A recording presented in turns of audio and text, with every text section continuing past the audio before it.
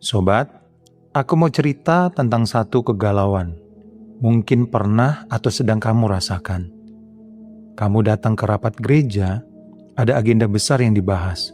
Atap bocor, AC rusak, gedung perlu renovasi. Anggaran yang dibutuhkan puluhan, bahkan mungkin ratusan juta rupiah. Dan semua orang mengangguk setuju. Ini hal penting, kita harus rawat rumah Tuhan. Ini adalah tanggung jawab kita. Tapi di sisi lain, ada program penginjilan yang kekurangan dana. Ada misionaris di lapangan yang terhambat karena biaya operasional. Ada jemaat miskin di sekitar gereja yang tidak terlayani dengan baik. Dan di dalam hatimu, muncul pertanyaan yang mengganggu, yang mungkin tidak berani kamu ucapkan dengan lantang. Mana yang lebih penting, merawat gedung atau menjangkau jiwa? Apakah kita tidak terlalu sibuk dengan yang sementara sampai melupakan hal yang kekal? Apakah ini yang Tuhan kehendaki?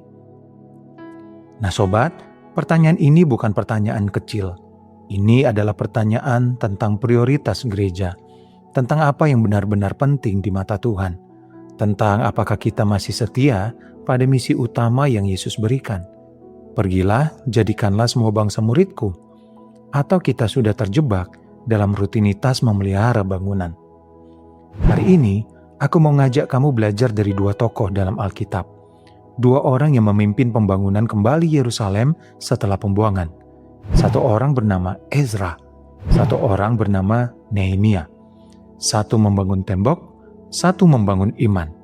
Dan dari kisah mereka, kita akan menemukan jawaban atas kegalauan kita. Yuk kita mulai, perlahan-lahan dari hati ke hati.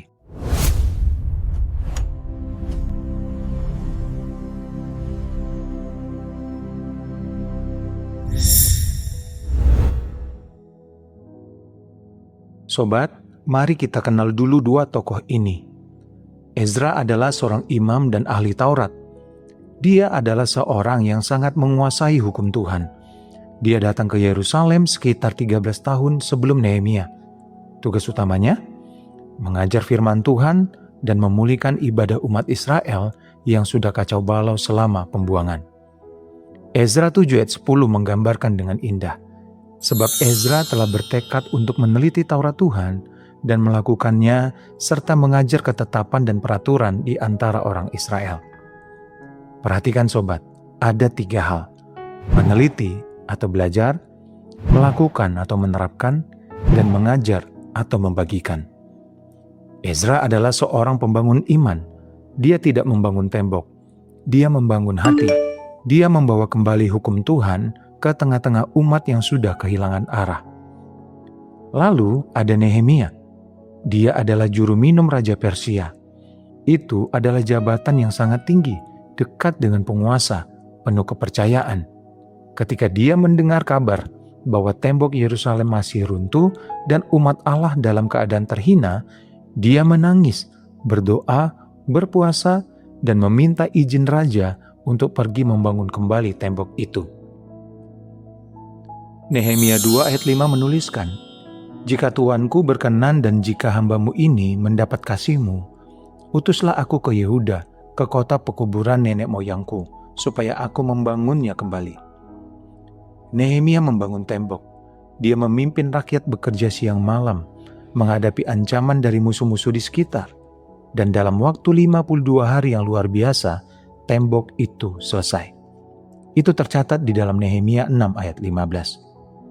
Nah, sobat, 2 orang, 2 panggilan, 2 prioritas. Ezra membangun iman, Nehemia membangun infrastruktur. Satu fokus pada firman dan ibadah, satu fokus pada perlindungan fisik dan keamanan. Dan pertanyaan yang harus kita renungkan, mana yang lebih penting? Dan bagaimana seharusnya keduanya berjalan bersama? Sobat, ini yang sangat menarik. Secara historis, Ezra datang lebih dulu. Dia datang ke Yerusalem sekitar 13 tahun sebelum Nehemia. Dia memulai pembangunan iman sebelum Nehemia membangun tembok. Mengapa? Karena tembok tanpa iman adalah kota mati. Bayangkan sobat, kota Yerusalem dengan tembok yang kokoh, gerbang yang kuat, pertahanan yang tangguh, tapi di dalam kota itu tidak ada ibadah, tidak ada firman Tuhan, tidak ada hubungan dengan Allah. Apa gunanya semuanya itu?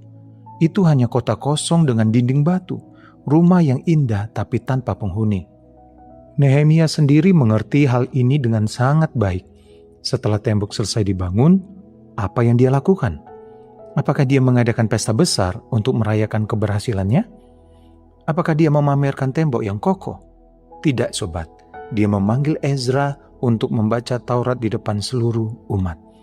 Nah, sobat bisa membaca Nehemia 8 ayat 1-3. Maka serentak berkumpullah seluruh rakyat di lapangan di depan pintu gerbang air. Mereka meminta kepada Ezra, ahli kitab itu, untuk membawa kitab Taurat Musa.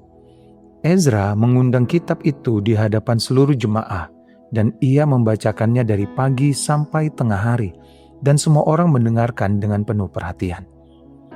Perhatikan, Nehemia tidak berkata, "Tembok udah selesai, pekerjaan kita selesai, sekarang kita bisa santai." Tidak sama sekali. Dia justru mengundang Ezra untuk memulai pembangunan rohani yang sesungguhnya. Dan apa yang terjadi ketika firman Tuhan dibacakan? Seluruh umat menangis. Mereka menyadari dosa-dosa mereka. Mereka bertobat. Mereka merayakan dengan sukacita karena mereka mengerti firman. Silakan membaca Nehemia 8 ayat 9-12. Nah sobat, ini pelajaran besar bagi kita. Infrastruktur itu penting, tapi tanpa iman ia hanya batu. Gereja yang hanya sibuk merawat gedung tanpa merawat jiwa adalah gereja yang kehilangan nyawanya. Tembok yang indah tanpa firman yang hidup adalah kota mati.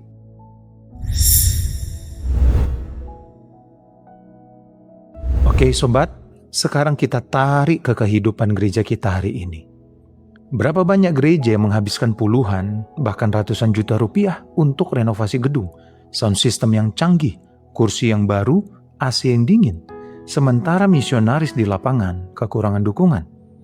Berapa banyak gereja yang sibuk dengan program-program internal, rapat-rapat yang tidak berkesudahan, sementara jemaat yang miskin dan terluka di sekitar mereka tidak dilayani.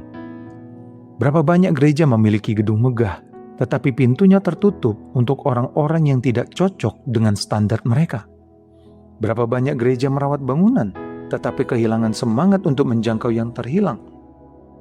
Nah sobat, aku tidak mengatakan merawat gedung itu dosa.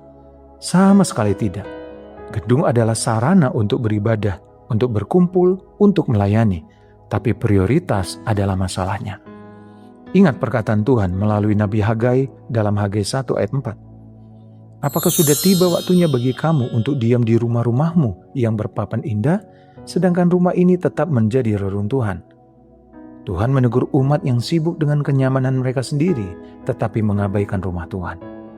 Tetapi sobat, di sisi lain, ada juga peringatan bagi yang terlalu sibuk dengan rohani, tetapi mengabaikan kebutuhan fisik sesama.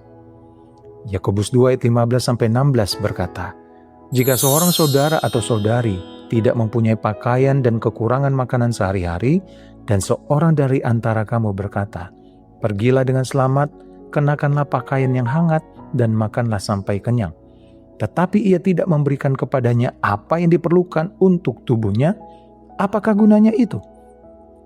Jadi sobat, keseimbangan adalah kuncinya. Bukan memilih salah satu, tapi menempatkan keduanya pada proporsi yang benar. Infrastruktur mendukung misi, bukan menggantikan misi. Tembok melindungi agar ibadah bisa berlangsung dengan aman. Tapi tembok bukan tujuan akhir. Tembok adalah sarana. Pertanyaan yang harus kita tanyakan dengan jujur, apakah pemeliharaan gedung kita melayani penjangkauan atau justru menghabiskan energi yang seharusnya untuk penjangkauan? Sobat, sekarang aku mau mengajakmu berhenti sejenak. Kita sudah bicara tentang gereja, tapi sekarang aku mau tanya tentang dirimu sendiri. Apakah pemeliharaan hidupmu, rumah, karir, kenyamanan, keamanan finansial, menghabiskan energi yang seharusnya untuk misi Tuhan? Kita seringkali sama seperti gereja yang kita kritik. Kita sibuk merawat gedung hidup kita sendiri. Rumah yang lebih besar, mobil yang lebih baru, gaji yang lebih tinggi, liburan yang lebih mewah, kenyamanan yang lebih banyak. Sementara di luar sana, ada jiwa-jiwa yang kelaparan akan kasih, Ada orang-orang yang belum pernah mendengarkan kabar baik tentang Yesus. Ada saudara-saudari kita yang menderita dan membutuhkan uluran tangan kita. Ada tetangga yang sedang berduka dan tidak tahu harus berpaling kemana. Dan pertanyaannya, apakah kita terlalu sibuk dengan tembok kita sendiri sampai melupakan iman yang seharusnya kita bangun? Sobat, Ezra dan Nehemia bekerja bersama. Ezra membangun iman, Nehemia membangun tembok. Keduanya penting, tapi urutan itu penting. Iman lebih dulu. Iman adalah fondasi, tembok adalah pelindung. Yesus sendiri mengingatkan kita di dalam Matius 6 ayat 33. Tetapi carilah dahulu kerajaan Allah dan kebenarannya, maka semuanya itu akan ditambahkan kepadamu. Carilah dahulu, bukan tambahkan dulu, bukan bangun dulu, bukan kenyamanan dulu, tapi kerajaan Allah dulu. Jadi mari kita tanyakan pada diri kita sendiri, apakah pemeliharaan gereja saya dan hidup saya menghabiskan energi yang seharusnya digunakan untuk penjangkauan? Oke sobat, aku ingin mengakhiri obrolan kita hari ini dengan satu panggilan. Bukan panggilan yang berat dan membebani, tapi panggilan yang membebaskan. Kita dipanggil untuk menjadi misionaris, bukan hanya pemelihara gedung. Kita dipanggil untuk membangun iman, bukan hanya infrastruktur. Kita dipanggil untuk menjangkau jiwa, bukan hanya merawat bangunan. Bukan berarti kita mengabaikan gedung, sama sekali tidak. Tapi gedung melayani misi, bukan sebaliknya. Seperti Nehemia yang membangun tembok agar ibadah bisa berlangsung dengan aman, kita membangun sarana agar penjangkauan bisa berjalan dengan efektif. Tapi jangan sampai sarana menjadi tujuan. Seperti Ezra yang membawa firman ke tengah umat, kita dipanggil untuk membawa kebenaran ke tengah dunia yang haus akan kasih dan pengharapan. Sobat terkasih, mungkin hari ini kamu dipanggil untuk menjadi Ezra, membangun iman melalui pengajaran, doa, kesaksian, dan hubungan yang tulus dengan Tuhan. Atau mungkin kamu dipanggil untuk menjadi Nehemia, membangun infrastruktur, mengatur sumber daya, menyediakan sarana yang mendukung misi. Keduanya penting, kita membutuhkan Ezra dan Nehemia. Tapi ingat, tembok tanpa iman adalah kota mati, dan iman tanpa tembok rentan terhadap serangan. Sobat, aku mendoakanmu. Semoga hari ini kamu memiliki hikmat untuk membedakan mana yang sementara dan mana yang kekal. Semoga gerejamu dan hidupmu juga menjadi sarana berkat bagi banyak jiwa. Jangan biarkan pemeliharaan menghabiskan energi yang seharusnya untuk penjangkauan. Mulailah dari hari ini, dari tempatmu berada, dari apa yang kamu miliki. Terima kasih sudah mendengarkan. Kalau ini menggugahmu, bagikan kepada sobatmu yang lain, terutama yang bergumul dengan prioritas di gereja atau kehidupannya. Sampai jumpa di video pintu berkat berikutnya. Tuhan Yesus memberkatimu dan keluarga. Dibebaskan oleh firman, dikuatkan oleh kebenaran.